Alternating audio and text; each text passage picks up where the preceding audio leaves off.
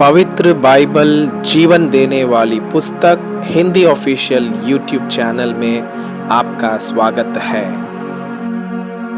हमारे वीडियो प्रतिदिन प्राप्त करने के लिए कृपया हमारे चैनल को सब्सक्राइब करें और नोटिफिकेशन आइकॉन भी दबाएं।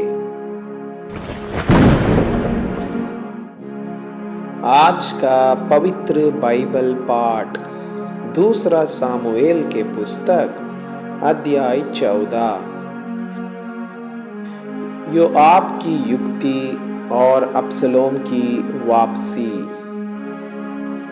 सरूया का पुत्र योआब ताड़ गया कि राजा का मन अबसलोम की ओर लगा है, इसलिए योआब ने तकोआ नगर में दूत भेजकर वहां से एक बुद्धिमान स्त्री को बुलवाया और उससे कहा, शोक करने वाली बन, अर्थात शोक का पहरावा पहन और तेल ना लगा, परंतु ऐसी स्त्री बन जो बहुत दिन से मृतक के लिए विलाप करती रही हो। तब राजा के पास जाकर ऐसी ऐसी बातें कहना, और योआब ने उसको जो कुछ कहना था वो सिखा दिया। जब तकोआ की वह स्त्री राजा के पास गई, तब मुंह के बल भूमि पर गिर दंडवत करके कहने लगी, राजा की दुहाई। राजा ने उससे पूछा, तुझे क्या चाहिए? उसने कहा, सचमुच मेरा पति मर गया और मैं विधवा हो गई, और तेरी दासी के 2 बेटे थे और उन दोनों ने मैदान में मारपीट की और उनको छुड़ाने वाला कोई न था, इसलिए एक ने दूसरे को ऐसा मारा कि वो मर गया। अब सुन, सारे खुल के लोग तेरी दासी के विरुद्ध उठकर यह कहते हैं, जिसने अपने भाई को घात किया उसको हमें सौंप दे, कि उसके मारे हुए भाई के प्राण के बदले मैं उसको प्राण दंड दे, और इस तरह वे वारिस को भी नष्ट करेंगे। इस तरह वे मेरे अंगारे को जो बच गया है बुझाएंगे, और मेरे पति का नाम और संतान धरती पर से मिटा डालेंगे। राजा ने स्त्री से कहा, अपने घर जा और मैं तेरे विषय आज्ञा दूंगा।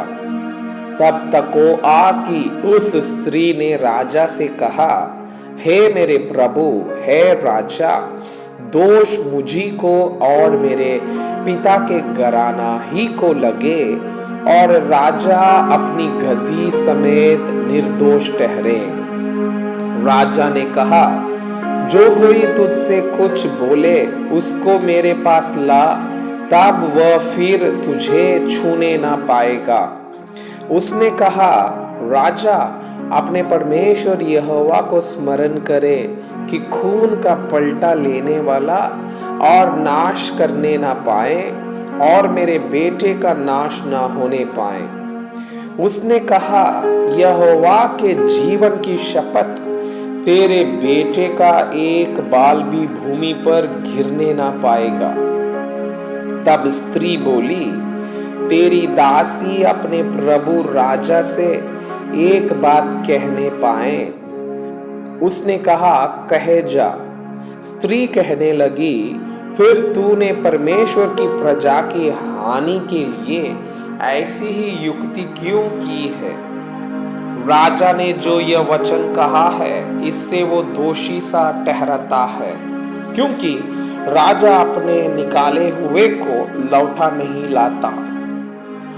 हमको तो मरना ही है, और हम भूमि पर गिरे हुए जल के समान ठहरेंगे, जो फिर उठाया नहीं जाता, तो भी परमेश्वर प्राण नहीं लेता, वरन ऐसी युक्ति करता है कि निकाला हुआ उसके पास से निकाला हुआ ना रहे। अब मैं जो अपने प्रभु राजा से ये बात कहने को आई हूँ, इसका कारण यह है कि लोगों ने मुझे डरा दिया था। इसलिए तेरी दासी ने सोचा मैं राजा से बोलूंगी, कदाचित राजा अपनी दासी की विनती को पूरी करे। निस्संदेह राजा सुनकर अवश्य अपनी दासी को उस मनुष्य के हाथ से बचाएगा जो मुझे और मेरे बेटे दोनों को परमेश्वर के भाग में से नष्ट करना चाहता है। अतः तेरी दासी ने सोचा मेरे प्रभु राजा के वचन से शांति मिले, क्योंकि मेरा प्रभु राजा परमेश्वर के किसी दूत के समान भले बुरे में भेद कर सकता है। इसलिए तेरा परमेश्वर यहोवा तेरे संग रहे। राजा ने उत्तर देकर उस स्त्री से कहा, जो बात मैं तुझसे पूछता हूँ उसे मुझसे ना छिपा। स्त्री ने कहा, मेरा प्रभु राजा कहे जाए। राजा ने पूछा, इस बात में क्या योआब तेरा संगी है? स्त्री ने उत्तर देकर कहा, हे मेरे प्रभु, हे राजा, तेरे प्राण की शपथ, जो कुछ मेरे प्रभु राजा ने कहा है उससे कोई ना दाहिनी ओर मुड़ सकता है और ना बाईं ओर। तेरे दास योआब ही ने मुझे आज्ञा दी और ये सब बातें उसी ने तेरी दासी को सिखाई है। तेरे दास योआब ने ये काम इसलिए किया कि बात का रंग बदले और मेरा प्रभु परमेश्वर के एक दूत के तुल्य बुद्धिमान है, यहाँ तक कि धरती पर जो कुछ होता है उन सबको वो जानता है। तब राजा ने योआब से कहा, सुन, मैंने ये बात मानी है, तू जाकर उस जवान अबशालोम को लौटा ला। योआब ने भूमि पर मुंह के बल गिर दंडवत कर राजा को आशीर्वाद दिया और योआब कहने लगा, हे मेरे प्रभु, हे राजा, आज तेरा दास जान गया कि मुझ पर तेरे अनुग्रह की दृष्टि है, क्योंकि राजा ने अपने दास की विनती सुनी है। अतः योआब उठकर गशूर को गया और अबशालोम को यरूशलेम ले आया। तब राजा ने कहा, वो अपने घर जाकर रहे और मेरा दर्शन ना पाए। तब अबशालोम अपने घर चला गया और राजा का दर्शन ना पाया। अबशालोम को दाऊद का दर्शन मिलना। समस्त इस्राएल में सुंदरता के कारण बहुत प्रशंसा योग्य अबशालोम के तुल्य और कोई ना था, वरन उसमें नाक से सीक तक कुछ दोष ना था।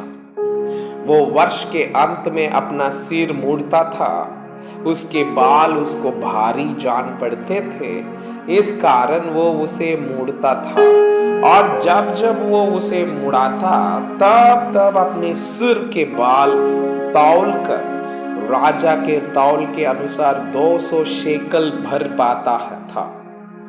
अबशालोम के 3 बेटे और तामार नामक एक बेटी उत्पन्न हुई थी, और यह रूपवती स्त्री थी। अतः अबशालोम राजा का दर्शन भी ना पाए यरूशलेम में 2 वर्ष रहा।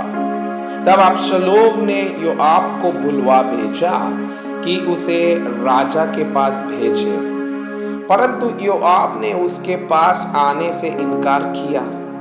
उसने उसे दूसरी बार बुलवा भेजा, परंतु तब भी उसने आने से इनकार किया।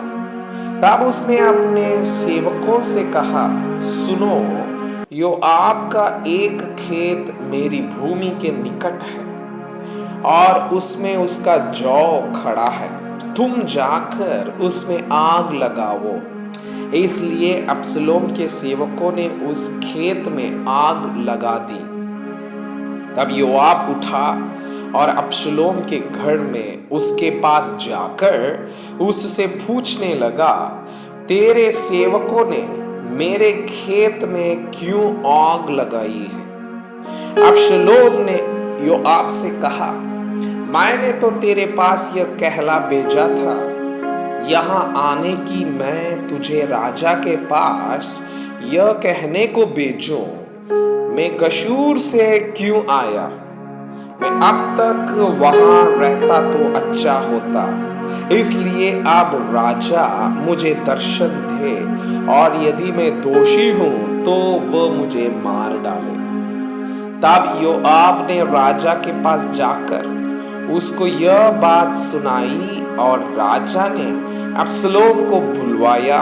अतः वो उसके पास गया और उसके सम्मुख भूमि पर मुंह के बल गिर के दंडवत की, और राजा ने अब्शलोम को चूमा।